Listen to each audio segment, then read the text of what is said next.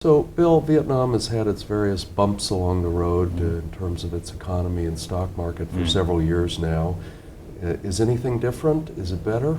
Well, I think the government has learned some very hard lessons about macro policy. They've moved to institute a policy of growth with stability.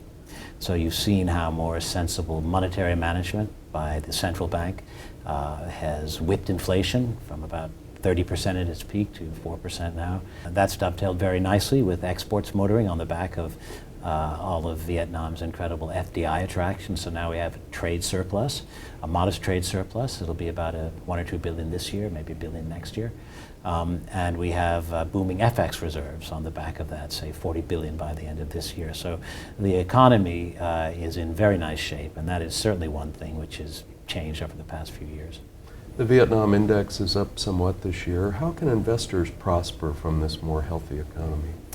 The way to profit from this is that you can go direct and buy stocks on your own through brokers in Vietnam if you want to go through all the palaver of setting up a brokerage account.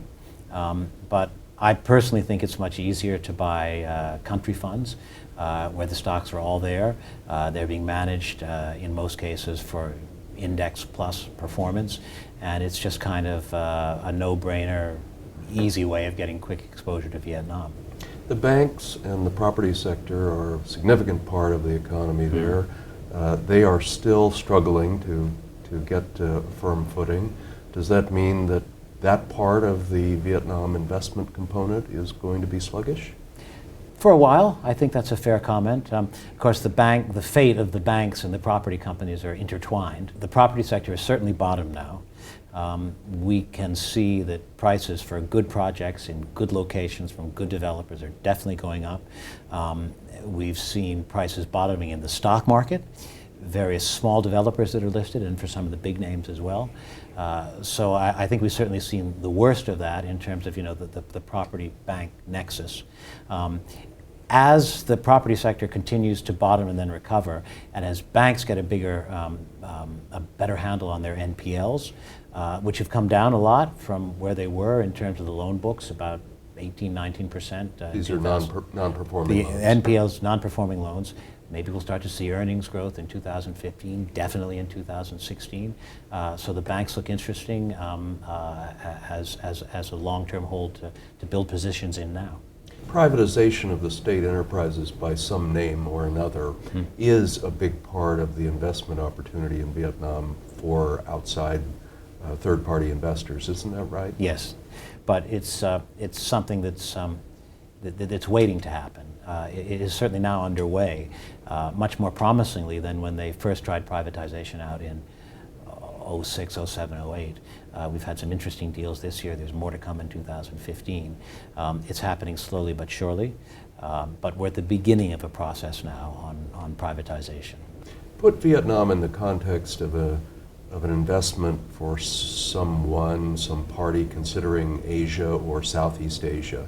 Is it an investment instead of some alternative or as a complement to others? How would you pitch Vietnam as that investment? I would see it as an important way of diversifying your holdings in Southeast Asia. Vietnam's a coming market. It's still only about 35% of GDP, but privatizations, a move to list OTC stocks is definitely going to make it a more important market. And the macro structure is so good now. Earnings growth will start to fire next year. So it's got to be an increasingly important part of diversified Southeast Asian portfolios. How about Vietnam's relationship economically, at least, with the United States? What is the growth trajectory of that as you see it? Well, exports to the U.S. Are very important. All that has to happen is for China to be displaced a little bit, and it's tiny for China, but it would be huge for Vietnam, particularly in an area like textiles, where that kind of a trend could see textile exports go up, 40% over a 3 or 4 year period.